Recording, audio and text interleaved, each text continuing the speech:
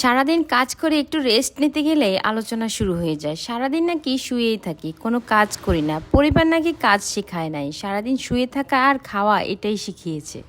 আমার যখন 2 মাসের বাচ্চা পেটে, তখন আমার শাশুড়ি আমার বাবাকে অপমান করার জন্য আমাদের বাসায় ডেকে এনে আমাদের বাসা থেকে অপমান করে বের করে দেয়। আজ আমার মেয়ের বয়স 2 বছর।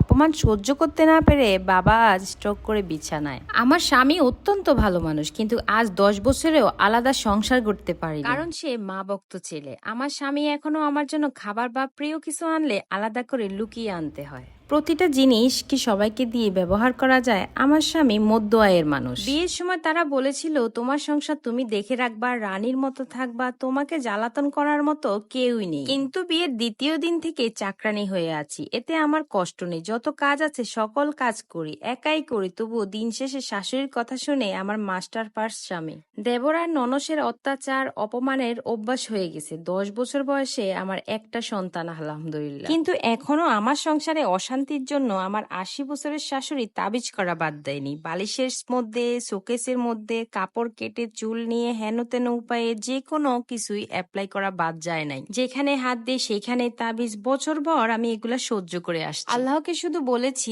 ধৈর্য দিতে। জানি না কতদিন আর এভাবে থাকবো। কাউকে আমি আমার কষ্ট বুঝাতে পারবো না। ইয়া আল্লাহ, এত কষ্ট কেন আমাদের কপালে লিখে রাখছো? আমরাও তো একটু ভালো থাকতে পারি। উপরের প্রতিটা ঘটনা এই সমাজের মেয়েদের, একরকম হাজারো ঘটনা প্রতিনিয়ত ঘটছে। এইসব পরিবার বস্তির পরিবার নয়, কিন্তু তারা মার্জিত শিক্ষিত পরিবারের মানুষ। অধিকাংশ ছেলে যতটা না নিজের সংসার গড়ার জন্য বিয়ে করে, তার থেকে বেশি মায়ের সেবার জন্য বিয়ে করে। বিপত্তিটা এখানেই বাদে। একজন মেয়ে যখন স্বামীর সংসারে যায়, তখন তার স্বপ্ন থাকে নিজের মতো করে একটা সংসার গড়ার। অন্যদিকে স্বামীর লক্ষ্য থাকে মায়ের সেবার জন্য একজন মানুষ আনার। শুরুতেই স্বপ্নের সাথে বিচ্ছেদ ঘটে, যার ফলে স্ত্রীরা শাশুড়িকে বোঝা মনে করে, আর স্বামী মনে করে স্ত্রী অবাধ্য।